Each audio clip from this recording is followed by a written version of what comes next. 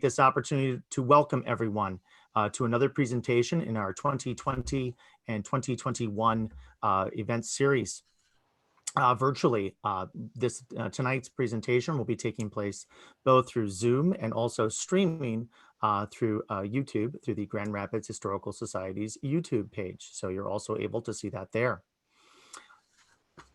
It is my pleasure to welcome Ruth Stevens, who is our speaker this evening, and her piece is entitled "Women Should Be Seen and Heard, Grand Rapids and the Fight for the Vote." Professor Stevens is a retired professor of legal studies at Grand Valley State University. She earned a JD from the University of Michigan and a master's in library and information science from Wayne State University. And she is currently a member of the board of the Greater Grand Rapids Women's History Council. She has done extensive research on early school voting rights for Michigan women and has special interest in the role of local suffrage organizations within the Michigan and national suffrage movements. During the centennial year celebration of the 19th Amendment, she has spoken to local history societies in Dowagiac, Coloma, Niles, and Saugatuck, and now in Grand Rapids. Stevens was an editor for the Greater Grand Rapids Women's History Council's 2020 Digital Suffrage Exhibit, authored materials for the Michigan Girl Scouts Right to Vote Centennial Patch, and created a Michigan suffrage quiz available on the website of the 2020 Women's Vote Centennial Initiative. For these materials and other women's suffrage, you can see the Greater Grand Rapids Women's History website, and I will place that on in the chat area. Please hold, please to make sure you're muted. Questions can be entered into the chat feature of Zoom or in the comment section of YouTube, and we will ask those at the end of the presentation.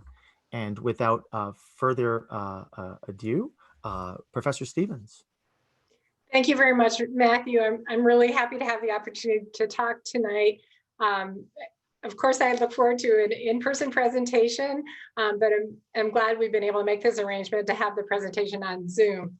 So I want to thank the Grand Rapids Historical Society for inviting me to speak, and also the Grand Rapids Public Library for providing the technical support for the Zoom meeting. And I also want to extend a special thanks to past and current members of the Greater Grand Rapids Women's History Council who have really done a lot of the research to bring to light the history of the women's suffrage movement in Grand Rapids. And especially I wanted to acknowledge Sophia Brewer, Joellen Clary, Melissa Fox, Ruth Van Stee, Cindy Lau, and Julia Baukamp. And I am building on work that they did in this presentation. I also want to thank several of our local libraries for special resources that I'll be able to use in the presentation tonight. The Grand Valley State University Special Collections and University Archives have given permission for us to use audio of interviews that were done in the 1970s of women who participated in the later stages of the women's suffrage movement in Grand Rapids, and we'll be able to share their recollections thanks to Grand Valley. I'm also indebted to the history and special collections and the librarians who work in that area at Grand Rapids Public Library, who provided invaluable help in finding resources, and who are the caretakers for some very valuable suffrage resources, including digitized material, such as the scrapbooks of suffragists, Aldi Blake and Emily Burton Ketcham, digitized suffrage newsletters, and we're also very proud at the Women's History Council to have created a digital suffrage exhibit with a complete timeline of Michigan and Grand Rapids suffrage history. So I hope that after hearing my talk, your curiosity will be piqued, and that you might want to look further at that exhibit and maybe even take the suffrage quiz that Matthew mentioned. This is a really special year this year as we celebrate the 100th anniversary of the 19th Amendment, which gave women across the country the right to vote. And I think that sometimes we think of it as something that kind of magically happened through the actions of national suffrage leaders, and that, Susan B. Anthony gave a lot of speeches, and Alice Paul marched and organized parades, and then sort of magically at some point, women got the right to vote. In reality, lesser known women across the states, and tonight we're focusing on Michigan and Grand Rapids, were really propelling the movement forward and playing a critical role in the overall suffrage movement. And so tonight I'd like to talk more about women from Grand Rapids. Unfortunately, we don't have time for me to talk about all of the significant women who were involved, but we'll meet some of the key figures in the Grand Rapids suffrage movement. And we'll be looking at some of the very unique resources that we have available to us, archival photographs, and as I mentioned, the oral interviews. And what I hope to do is really take us back in time a little bit and let us revisit what it might have been like to be working in the suffrage movement as it moved forward in Grand Rapids. So I'm going to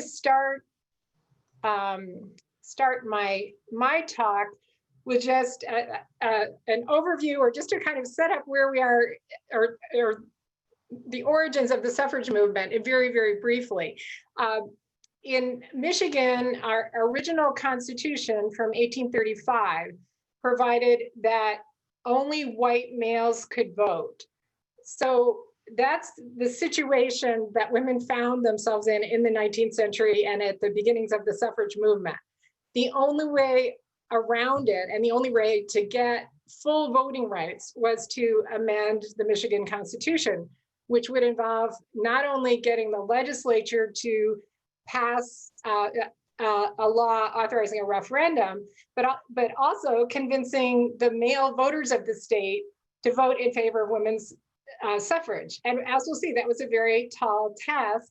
And in the end, what the major barrier to women gaining suffrage turned out to be convincing male voters to vote yes. It took 4 different referendums spanning from 1874 to 1918 before the majority of male voters finally approved women's suffrage. So we're going to start our look at the Grand Rapids movement in 1874, at the period of time when the legislature had just authorized a suffrage referendum. And so there was going to be a statewide vote on whether to amend the Constitution to give women the right to vote. In reaction to this, in Grand Rapids, in reaction to this, a local Grand Rapids Women's Suffrage Association was founded. And also 4 years earlier, there actually had been a state level suffrage association that was formed. And the state level association, of course, immediately started organizing for this upcoming referendum. The original officers of the Grand Rapids Association included Solomon Withy, a federal judge who was the president, and the only woman who was an officer was Arthuretta S. Fuller. It was very typical in this early stage of the suffrage movement that men held many of the leadership positions. And that's something that we'll really see change over time as the suffrage movement matured. It also really reflected the position of women in society. And one of the reasons why the initial attempts to get suffrage were unsuccessful, simply because it was viewed as too great of a leap by the male voting population. So starting in 1874, our Grand Rapids organization was formed, and during 1874, there also was a move to form a Kent County Association. One of the early things that happened after the referendum was authorized was Grand Rapids suffragist, Marion Carr Bliss, reached out to Susan B. Anthony and invited her to come to Grand Rapids. And for Susan B. Anthony and for the national organization, this referendum was very important because there wasn't a single state at that point well, actually, there were two territories, Utah and Wyoming, where women could vote, but there wasn't a single state where women had the right to vote. So if the suffragists could win the referendum in 1874 in Michigan, that would really propel the national movement, and maybe it would allow, it would convince other states that they should give women the right to vote. So Marion Carr Bliss lived at the Park Place Hotel in Grand Rapids, and I found on the San Bernardino insurance maps, I was able to place that. I was very curious where it was. And it was just to the east of the Fulton and Division intersection, so facing Fulton.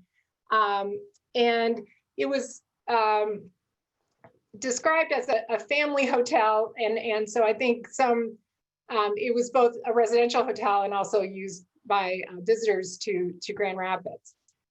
You can see on the right of your screen a section of Susan B. Anthony's diary, in which she documents her visit to Grand Rapids day by day. And the entry for Friday, September 25th, 1874. So now we've got the referendum coming up in November. So this is about a month and a half before the referendum. Says, reached Grand Rapids at 6 a.m., found Mrs. Marion Carr Bliss at her home, Park Place House. She's a most earnest and energetic woman. It was not to lecture this evening, but to meet with their executive committee that I was so summarily commanded hither. So Marion Carr Bliss must have had a very forceful personality if she's able to command Susan B. Anthony to appear in Grand Rapids. At this meeting, in addition to Marion Carr Bliss, we had Solomon Withy, the president of the local association, and other suffragists who were working on the referendum, including the Briggs, Edward Briggs, and his wife, I'll be talking more about in just a minute. And it's, excuse me just a minute. I'm going to jump ahead a bit. I'm sorry, Cordelia Briggs. And in addition, Lorraine Inman was there, someone who would figure prominently in the suffrage movement as it evolved. So Susan B. Anthony came to Grand Rapids, had this initial meeting, and then she spoke the next night at Luce's Hall in Grand Rapids, which was located where the Grand Rapids Art Museum is today. And it was, used for many types of public events. Many other speakers, national level speakers, spoke there over the years. And I'd also like to point out that having a national leader like Susan B. Anthony come to Michigan or to Grand Rapids was really not that unusual over the years of the suffrage movement. It happened many times, and Elizabeth Cady Stanton had already visited Grand Rapids by this point. So Anthony recorded some notes about her talk at Luce's Hall, and she indicated that there was a large crowd and that her supporters were pleased with the event, but she didn't really say much beyond that. So it's hard to really know how that speech went over with the Grand Rapids crowd. One of the things that I found very interesting was that she said the day after the speech, George Stickney from Grand Haven, who was on the state planning committee for the suffragists for the 74 campaign, came over to Grand Rapids, and together he and Susan B. Anthony mapped out the entire campaign and where she would talk leading up to the November referendum. So that happened right in Grand Rapids.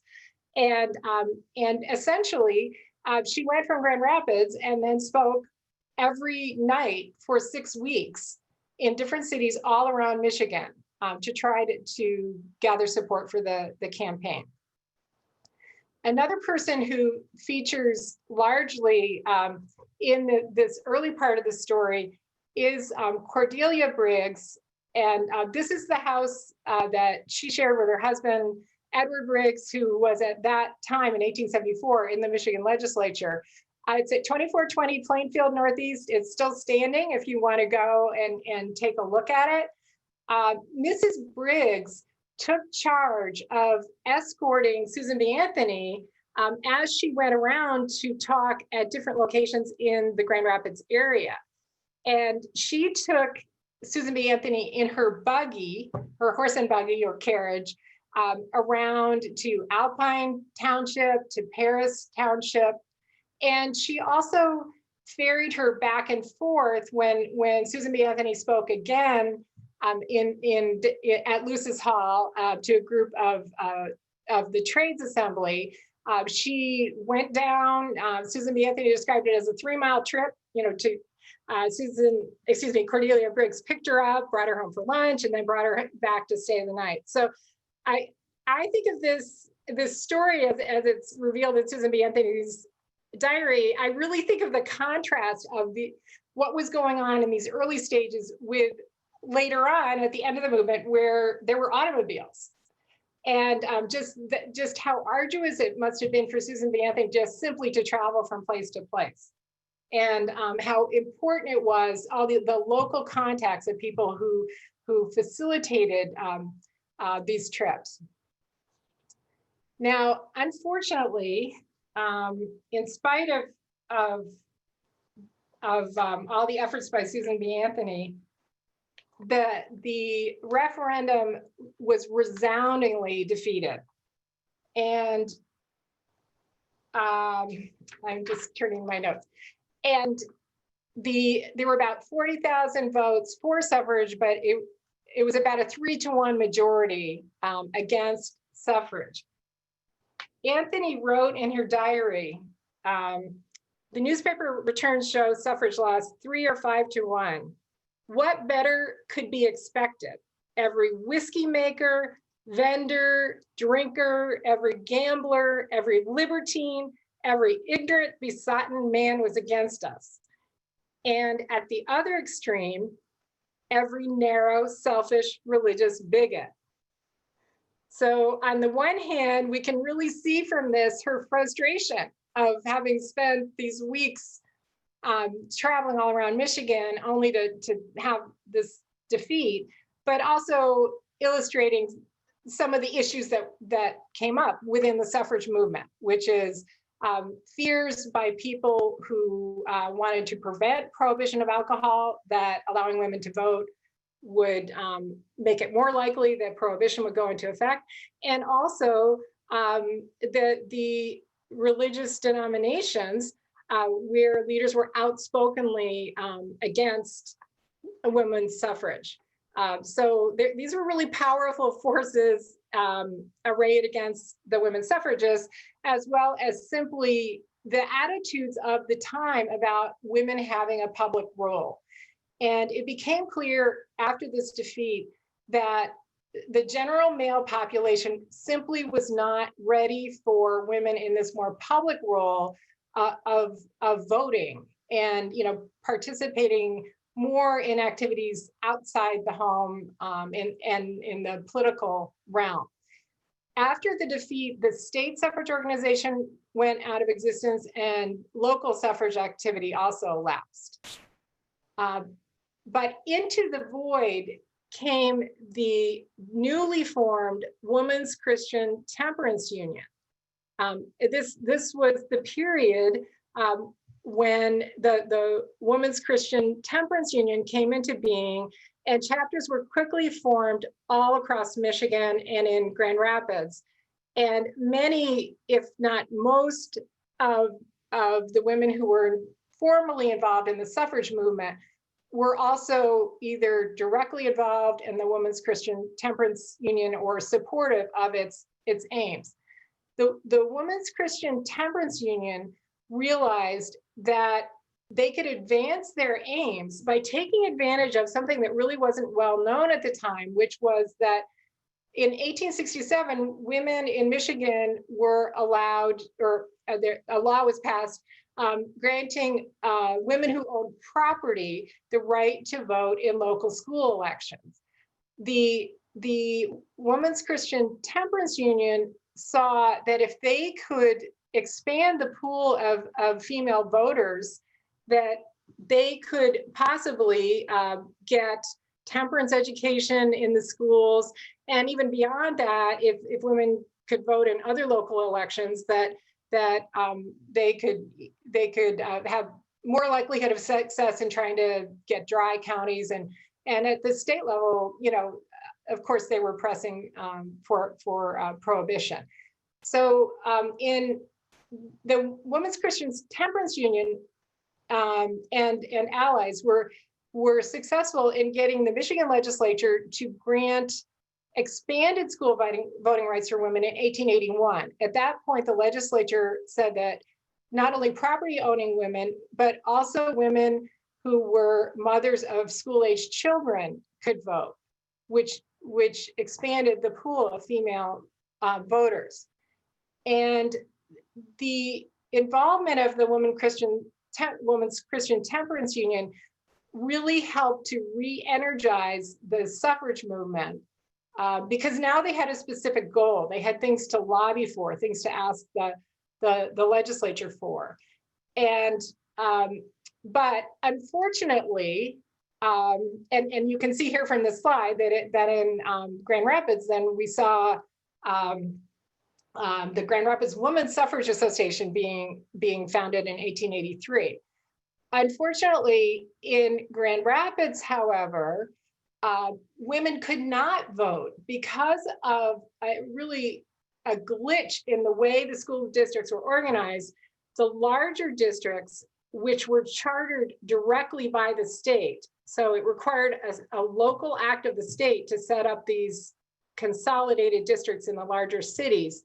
The law was interpreted in such a way that women in the larger cities in the consolidated districts were not able to vote. So in 1884 or 1883, we might have had a woman in a tiny school district able to vote, but a woman in Grand Rapids could not. Women suffragists in Grand Rapids certainly weren't going to just sit around and you know, just rue the fact that they couldn't vote. So they decided to take action, and what they did was they petitioned the Michigan legislature to change the charter for the Grand Rapids schools to make it parallel to the general state law, so that property owning women and women with small children could also vote. I found in looking through the scrapbook of Auditorium Blake, a suffragist who I'll be talking more about in a minute, a copy of a letter. I'm sorry, yeah, it's her scrapbook, and it was a letter from Emma Wheeler, an officer of the local suffrage organization who was also very involved with the Women's Christian Temperance Union, referring back to this petition campaign. And Wheeler recalled that she had circulated the very first petition to have the charter amended. And she actually went on to say that Judge Whippy was the first person to sign it. And so in 1885, the petition campaign was successful, and Grand Rapids women gained the right to vote in school elections. They, within fairly short order, put forward candidates. Like in 1887, there were 3 people who ran, and they were supported by the suffrage organization: Dr. Frances Hillier, Margaret Edison, and Melissa Holden.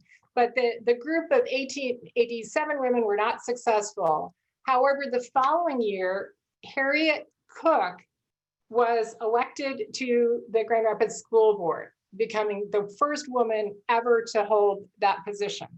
And her election can really be attributed to the strong support she got from the suffragists and the sympathizers with the suffrage movement. So that was a real milestone, and from that point forward, women continued to run and get elected to the school board.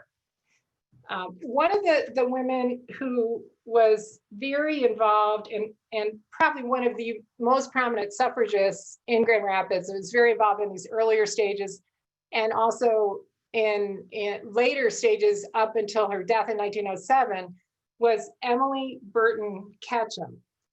And she was really arguably one of the most famous in terms of being known statewide and nationally suffragists that we had here. Ketcham was involved with the state suffrage organization for a period of about 20 years where she held various leadership positions. Notably, she became the president of our state suffrage association, the Michigan Equal Suffrage Association, in the early 1890s, and served for 3 terms during a critical period when the suffrage organization was trying to build on gains with school suffrage to get the legislature to award municipal suffrage. This was an effort that went on over a period of years, and it came to a head under Emily Burton Ketcham's presidency, when finally the Michigan legislature voted to grant women the right to vote, not just in school elections, but in other local and municipal elections. Unfortunately, the legislation was almost immediately overturned by the Michigan Supreme Court, and they cited again the Michigan Constitution, that essentially that it was the barrier to women advancing their voting rights. They said that no, the Constitution says that only white males can vote, and the legislature just doesn't have the power, even for local elections, to give women the right to vote. One of the things that I found very interesting as I was learning more about Ketcham was that a memorial to her after her death in 1907 said that although she grew up in Grand Rapids, that she attended a Mrs. Allen school in Rochester, New York, and according to the Tribute, there became intimately acquainted with Elizabeth Cady Stanton and Susan B. Anthony and other pioneers in the suffrage movement. This could explain Ketcham's intense devotion to the movement, and her many years at the forefront in both Grand Rapids and at the state level. And her connections with national suffragists were really enhanced because of her presidency of the Michigan Equal Suffrage Association, and also because she represented the Equal Suffrage Association at national conventions, where she would have met face-to-face with all of the suffrage leaders. I really like this quote that appeared in the memorial for her. It describes her as follows: of an intense nature, she put her whole self into the work for advancement of women. And it was due to Ketcham's efforts and her contacts that Grand Rapids was able to recruit the National American Women's Suffrage Association to have its annual convention in Grand Rapids. This was only the 3rd time that, I'm going to call it NASA, I apologize for the acronyms, but that NASA had met outside of Washington, D.C. They met at the St. Cecilia Auditorium, and here's a picture from the program for that convention, and a copy or an image of the tag, that a ribbon that that delegates wore. This is something from the Grand Rapids Public Library convention, which has several of items that belong to Emily Burton Ketcham. And so to have the national convention come to Grand Rapids was a huge coup. The Board of Trade was excited to show off the city, and really the whole city turned itself upside down to try to welcome the suffragists. I wanted to give some sense of the suffragists who visited Grand Rapids. So this is a picture from 1896. So that was 3 years before. And here's a picture of Susan B. Anthony. And then future National Association of Women Suffrage Association presidents. First, Anna Howard Shaw, who was from Michigan, and Carrie Chapman Catt, who was president of the National Association during the very final stages of the suffrage movement. And Carrie, at this time in 1899, Chat was being groomed to take over the presidency of the National Suffrage Association from Susan B. Anthony. And then Anna Howard Shaw succeeded her. I want to share an anecdote from the 1899 convention. And what we're going to hear in just a minute is Dorothy Blake, the daughter of suffragist Aldy Blake, in a 1970s era oral interview, recalling when she met Susan B. Anthony in 1899. Dorothy was from a family of suffragists. The Blakes had 4 daughters, and she's pictured here, Dorothy on the left, with her oldest sister Ethel, and sisters Barbara and Isabel. This is a picture of Susan B. Anthony at about the same time. So I'm gonna share her recollections of meeting Susan B. Anthony. I think one of my fondest memories always be with me was meeting Susan B. Anthony. She was 79 years old when she came to Grand Rapids. We had the National Convention here in Grand Rapids in 1899. And she came, Anna Howard Shaw came, brilliant list of people who were present at that convention. It lasted for several days. And Mother took me to meet Miss Anthony one afternoon. She was a guest at Mrs. John Blodgett's house, which has been torn down now. Further side is now. And I can remember my impression of her as a very sweet, gentle little old lady who was courteous and treated me just as if I were important. And she signed my birthday book for me and put the date in. That's one of my fond memories.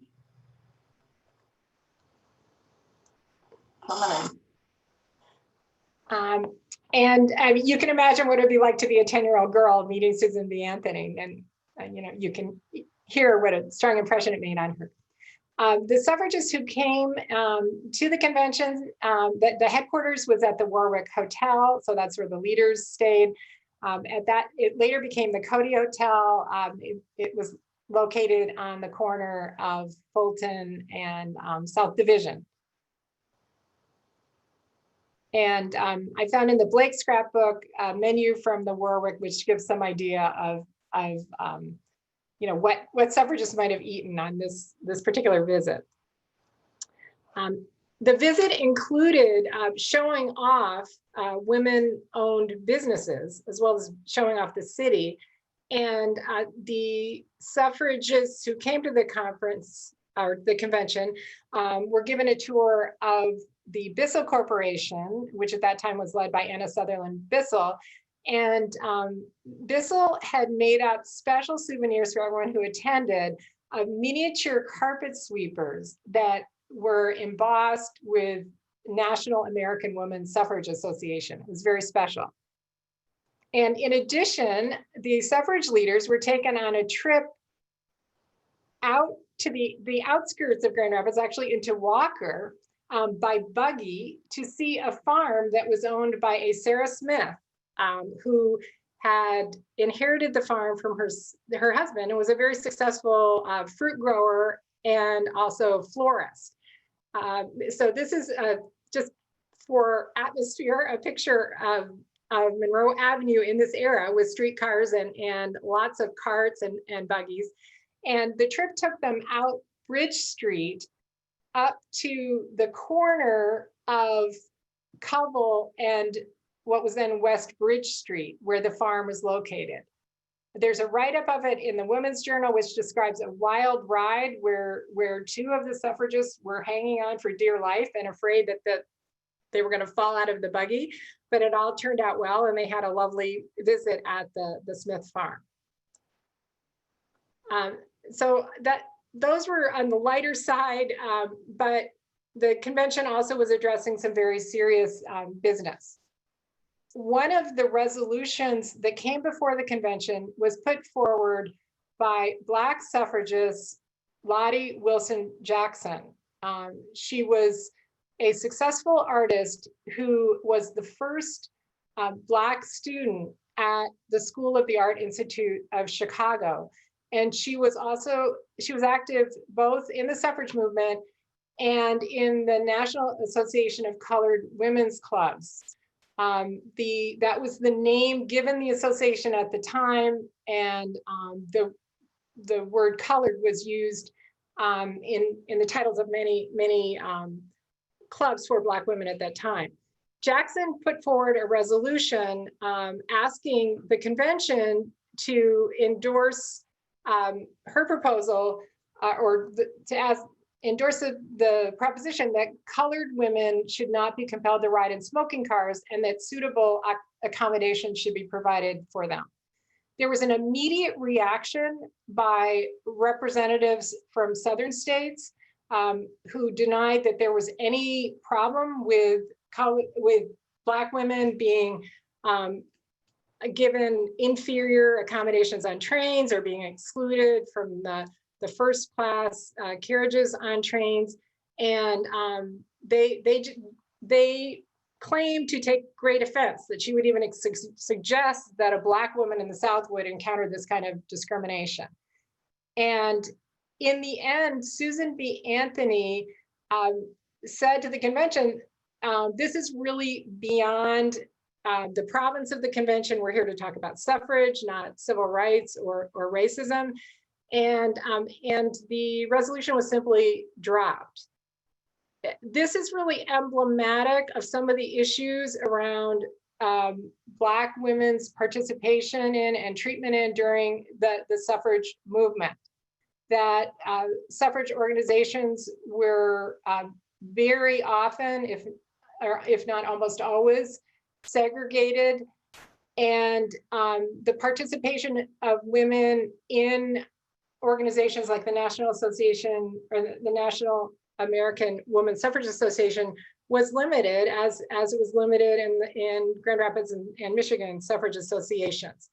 And so it was a serious issue, and one that continued through the end of the suffrage association and was not really resolved. However, Black women, if not recorded in existing records about state, local, national suffrage associations, were very active in a number of social causes at that time. I'm showing two Black female activists in Grand Rapids, Emma Ford and Mary Roberts Tate, who were influential and outspoken women who challenged racist practices that they saw right here in Grand Rapids.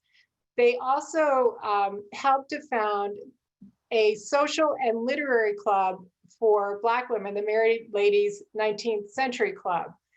And the club itself worked on many of these issues, addressing problems affecting Black people in Grand Rapids. And I found it very interesting that about a week after the National Convention, that Lottie Wilson Jackson spoke to the club. And I can only imagine that there was some discussion of what had just happened at the National Convention. And I also note that another speaker at that club session did a reading on the issue of women's rights. So it's clear that that Black women were interested in the suffrage movement. We have records of Black female suffrage advocates, but I think that there's much more to be known that we don't know in terms of Black women's contribution to the suffrage movement. And in this era, when clubs were so important, some of the prominent suffrage leaders came out of a club leadership background. So I'm going to highlight a few of the women who really helped take the movement through the end of the suffrage fight, which in Michigan was in 1918. First, Clara Comstock Russell, who was president of the Ladies Literary Club. And in that capacity, she helped the club endorse a resolution asking the Michigan Constitutional Convention in 1908 to grant women suffrage. And she also sponsored a petition drive to get women to speak out, demanding the right to vote. She later became an officer of the Michigan Equal Suffrage Association and helped to found the Equal Franchise Club in Grand Rapids in 1910. Another very influential local suffragist was Fern Richardson Rowe. Fern Richardson Rowe was also active in the National Suffrage Association. And in 1909, when the state association was asked to contribute petition signatures for a national drive, Richardson Rowe took leadership for that. And she's credited with bringing the 1909 statewide Michigan Equal Suffrage Association convention to Grand Rapids. Just in the past week, I discovered this picture of Fern Richardson Rowe with her grandmother, mother, and daughter. And it's titled 4 Generations of Suffragists. So all of them were involved in the movement. And I thought this was fascinating. And I love the picture and the image of these 4 generations working for the right to vote. I found this picture of the 1909 Michigan Equal Suffrage Association picture, the library, and it shows the convention meeting, in the Ladies Literary Club in Grand Rapids. So it's fascinating to actually have this record of suffragists coming to Grand Rapids and meeting in Grand Rapids. We have very few photographs available of this type of meeting. If you look closely, you will see that this is a view from the stage looking backwards, so you can see the balcony at the top, the stairs going up to the balcony. And this would most likely be MISA president, Clara Arthur on the left. And then I believe that here, just 2 people over from Clara Arthur is Clara Comstock Russell in the front row. And it was at this meeting that Clara Comstock Russell was elected treasurer of the Michigan Equal Suffrage Association, a position that she held for a number of years after that. In the aftermath of that convention, several suffragists, including Fern Richardson Rowe and Clara Comstock Russell, organized a local equal franchise club. They were joined in this effort by Aldi Louise Tuck Blake. We've already heard from Ms. Blake's daughter, Dorothy Blake, and Ms. Blake, Aldi Blake, was one of the early female members of the Grand Rapids School Board. She was elected in 1899 and served 2 years on the school board. And she also held positions in other local and state suffrage organizations. She's pictured on the left with her 4 daughters, who we saw earlier when they were much younger, each of whom was also involved in the suffrage movement. This picture shows one of the first efforts of the Grand Rapids Equal Suffrage Association. a float in the Grand Rapids Homecoming Parade. I'll zoom in a little bit. It's a wonderful image. The children of suffragists were on the float. The several people, including Aldi Blake and Clara Comstock Russell, followed in cars, which now were becoming more common. And future state senator and suffragist Eva McCall Hamilton was at the reins. So I'm sure it made a great impression on everybody who was attending. As a result of efforts in Grand Rapids and across the state, suffragists were able to convince the Michigan legislature finally to authorize another referendum in 1912. And the women from Grand Rapids played a pivotal role in that. And one of the women who was involved was the daughter of Aldi Blake, Dorothy Stewart Blake, who had just graduated from Oberlin College and was home and was available to work within the movement. Dorothy was a teacher for many years at Union High School and had colleagues who were also involved in the suffrage movement. And these are her recollections about the 1912 campaign. Oh, I suppose when I was a small child, I was indoctrinated with the idea of women's rights. After all, I had two sisters. We were a woman's family. And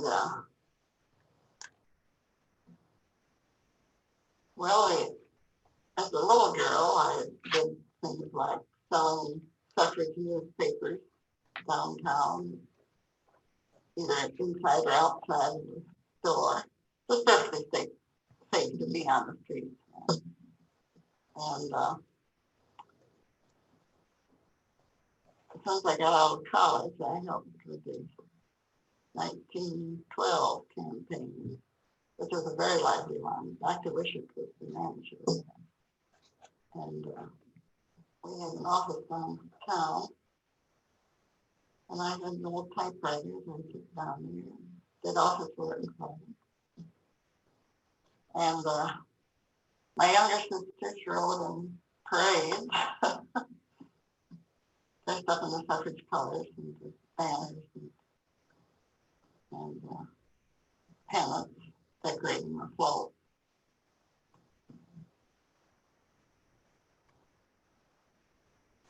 And here's the office that for the state campaign that was located in Grand Rapids. And we can see various people that I've mentioned, including somebody new, Lois Palmer, who was in charge of getting out literature for the state, Fern Richardson Rowe, future state senator Eva McCall Hamilton, Aldi Blake, and Clara Comstock Russell, who all were working in the office. And one of the major things they did was handle literature for the entire state, and the reports that over the course of the campaign they handled 6 tons of literature. The campaign unfortunately was unsuccessful. It was a very close vote, but it initially appeared that suffrage had passed, but when all the returns were counted, it had lost by a very narrow margin. There were accusations that there had been some fraud in the election, but the results stood as they were. So the suffragists had to keep moving forward. And they continued aggressively promoting their cause and in very creative ways. In 1914, they basically did a takeover of the Grand Rapids press, and with the agreement of the press, and had articles relating to suffrage. Prominent suffragists wrote columns on different subjects. This is a cartoon where they showed where different local men stood on the suffrage issue, either over the fence or in front of the fence being for suffrage, on the fence, or behind the fence, not supporting suffrage. In addition, other people contributed to the movement, people who weren't major leaders. May Conlin, a Union High School teacher for 41 years, organized a club at Union High School. And this is just an example of the efforts of many women And it showed the support for the suffrage movement, which was what ultimately led to a victory. In 1917, women in Michigan got the right to vote for president. This was through the efforts of the Michigan Equal Suffrage Association, and because the state legislature under the US Constitution has the right to establish qualifications for voting for president. And this was a very significant step forward.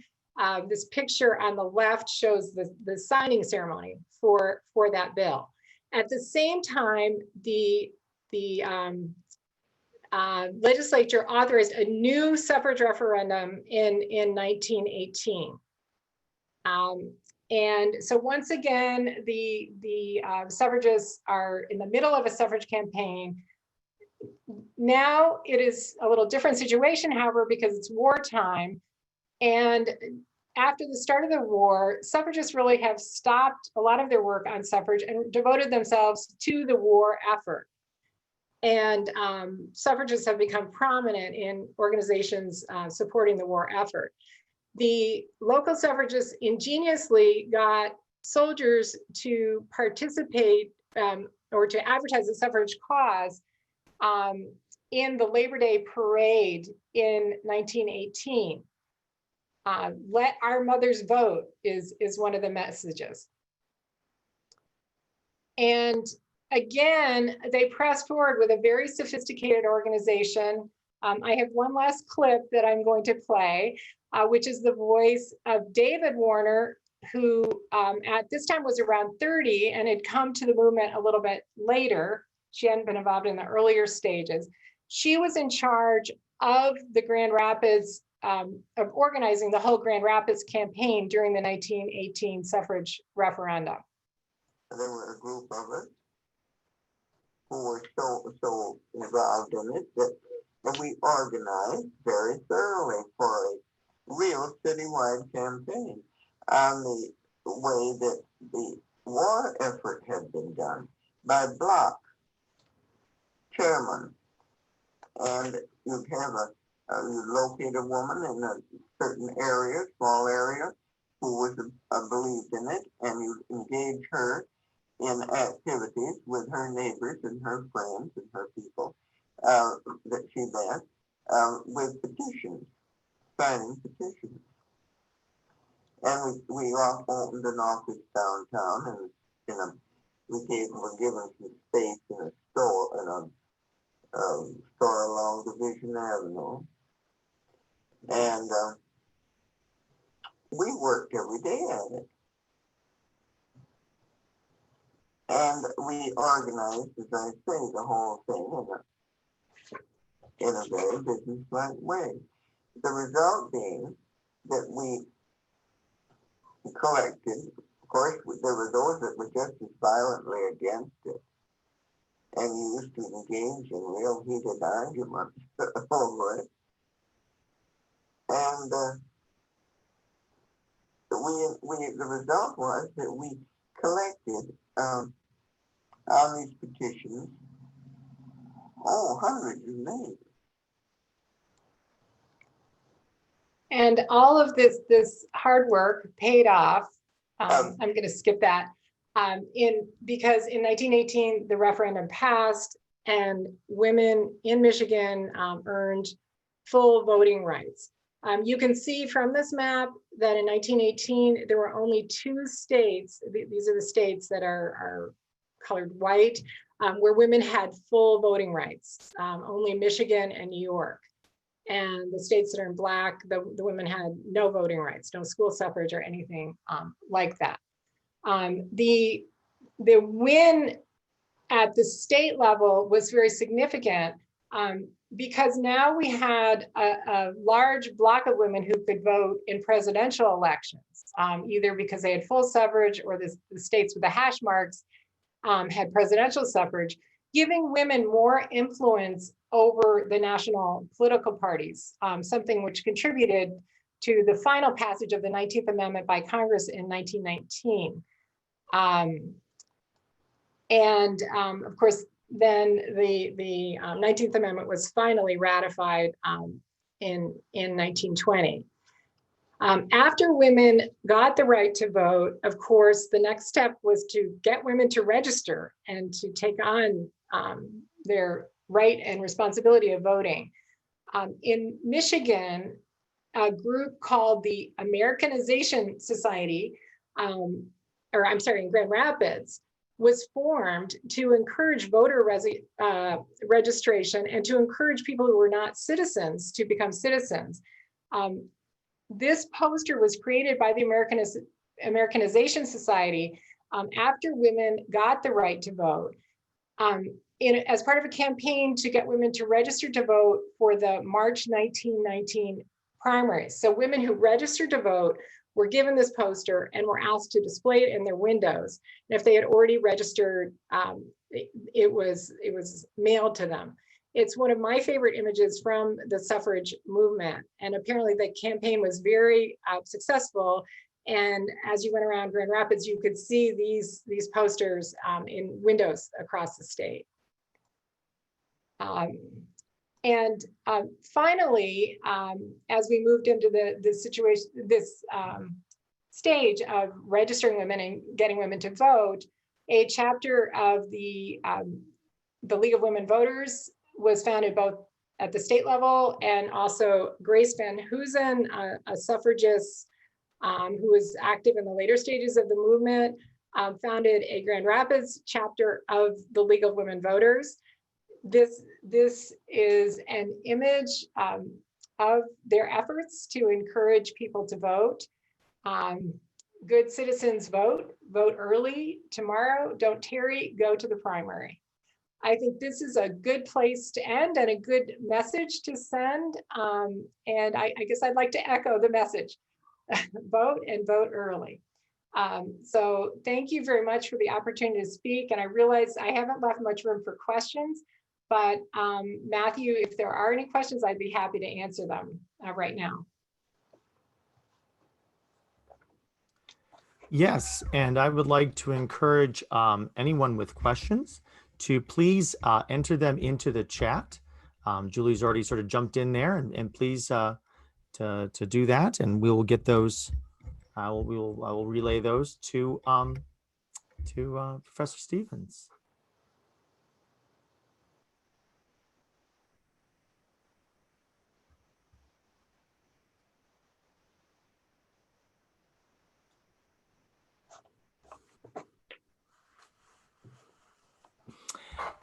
So we've got a couple here. So Joelle Clary is asking, are you aware of any other national activity in 1874? For national suffrage associations, in other states. I think that there was a referendum in Kansas that year. That's the only, and there, in terms of full voting rights. But other than that, I'm not aware of anything else. That's what made Grand Rapids so important, or Michigan so important. Okay. There is another question from Terry Tomasek. To what extent were working class women involved in suffrage activities in Grand Rapids? That's a really good question. And again, I would say that probably their participation is hidden somewhat, because a lot of the records that we have to rely on for research, like newspaper articles, we're talking mainly about, women who were very prominent or officers of suffrage organizations. But I found an article from the Kalamazoo area titled "Working Girls Are Suffragettes," talking about the organization of women working in the paper mills in Kalamazoo to support the suffrage cause. And so I don't have direct knowledge of that happening in Grand Rapids, but I imagine it was happening. There was organization going on, but perhaps the record of it hasn't been preserved well in our existing sources. Okay. I have another question here. Do you have any idea where the office was where the photo was taken of women working for the vote? I've seen the photos many times and always wondered. I know it was right downtown, and I might have Women's History Council colleagues who are watching who know the exact location. It seems to me it either was off Monroe or off Division. And I think it was a bank building, but I'm sorry, I can't be more accurate than that.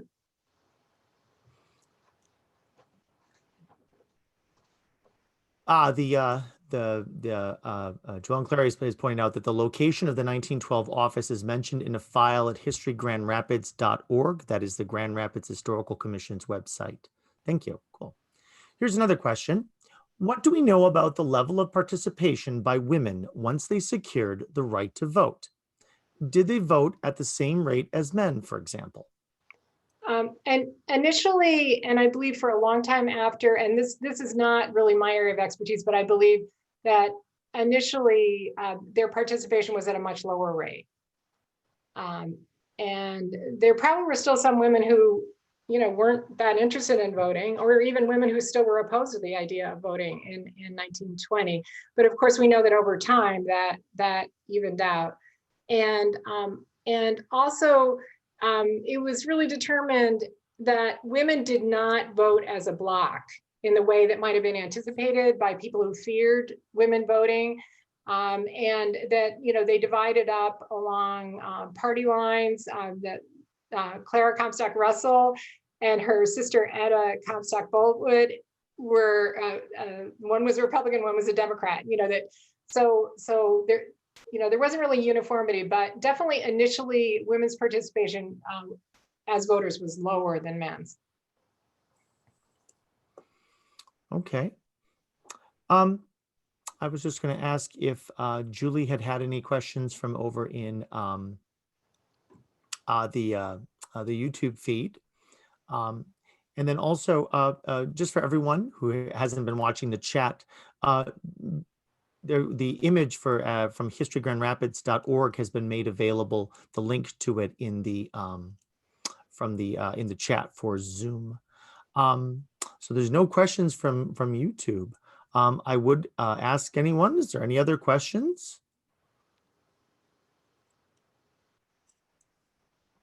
I don't believe I missed any in the questions here. All right.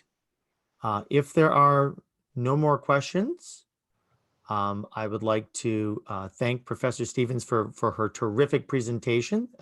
Several people have said as much in chat as well, and I would certainly echo that. It was tremendous, and I would like to thank everyone for joining us this evening. Thank you, Matthew. Certainly.